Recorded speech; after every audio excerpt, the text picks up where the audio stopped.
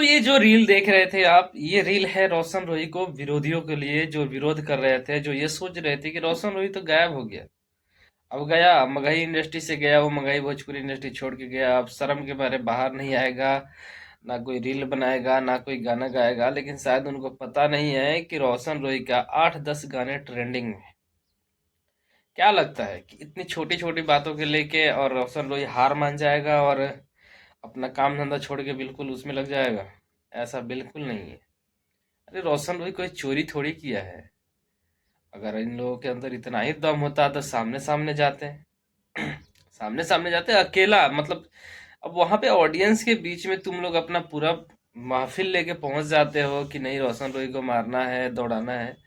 तो भाई वहां से तो प्रधानमंत्री भी अगर होते तो वो भी भागना पड़ता उन्हें। अगर जहां लाखों की तादाद में लोग हैं, हजारों की तादाद में नहीं तो 50,000 लाख लोग होंगे वहां पे, और वहां पे एक आदमी के ऊपर अगर कोई 10-20 आदमी, 50 आदमी वहां पे हमला करने लगे तो भाई तो वो तो जान बचाएगा ही ना, भाग के बचाएगा कि नहीं? वैसे रोशन रोही एक शेर इंसान है और जिगरा वाला इंसान है। जिस तरीके से उसके साथ किया गया, अगर दूसरा कोई कलाकार होता तो भाई अभी वो डिप्रेशन में होता था कि क्यों हुआ मेरे साथ, कैसे हो गया, इसका रीजन क्या है। कुछ लोग ये भी कह रहे हैं कि रोशन रूही जो है ना रंगदारी गाना गाता है और वल्गर गाना गाता है। तो हमें ये बताइए, मगही और भोजपुरी इंडस्ट्री में कौन कलाकार है जो इतना शुद्ध है कि जो मगही वल्गर गाना नहीं गाता है और रंगदारी गाना नहीं गाता है? सब गाते हैं ना। तो मतलब एक रोशन रूही को टारगेट पे ये लोग पता ना किस लिए रख रहे हैं, किस लिए नहीं रख रहे हैं, मुझे पता नहीं है। कुछ लोग ये भी कह रहे हैं कि खेसारी लाल यादव की टीम से जुड़ा हुआ ये लड़का है तो इस वजह से रखा जा रहा है। तो मैं आप लोगों को बात बताता हूँ, खेसारी लाल यादव की टीम से बहुत सारे लोग जुड़े हुए हैं, तो सब लोगों को आजमाइए। ये कि रोशन रोही को क्यों आजमा रहे हैं आप? और आजमाना ही है तो ऐसे थोड़ी आजमाया जाता है। मर्द मर्द से अगर मिल रहा है तो उसके लिए एक डेट फिक्स होता है कि फलाने जगह आओ। जिस तरीके से एलवीस यादव आजम खान का उसका लड़ाई हुआ था, तो इन सब के तरह लड़ो ना। अब तुम चुपके से आओगे और पता ना क्या करोगे वहां पे। अगर तुम उसे खत्म भी कर देते तो वो क्या कर लेता बंदा? कुछ नहीं करता। तो ये घटियापा है इन लोगों का, और इन लोगों के मुंह पे तमाचा मारा है रोशन रोही ने। और पूरा एनर्जी फुल के इंसान उसने, मतलब एनर्जी है उसके अंदर यार पूरा। वो निगेटिव थॉट हटा के बिल्कुल पॉजिटिव है वो बंदा। और जिस तरीके से रील बना रहा है और दिखाया कि नहीं रंगदार हूँ रंगदार हूँ, वैसे उस बंदे में दम है यार। क्योंकि उसके आने के बाद मगही इंडस्ट्री में एक अलग ही लकीर बन गया था, वो और आशीष यादव के साथ।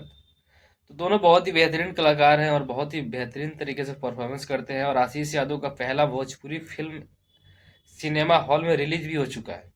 तो आप लोगों ने अगर नहीं देखा है तो जाइए और देखिए और प्यार दीजिए। फिर सिनेमा बहुत बेहतरीन है, हालांकि हमने देखा नहीं है, कुछ क्लिप्स देखने को मिला है।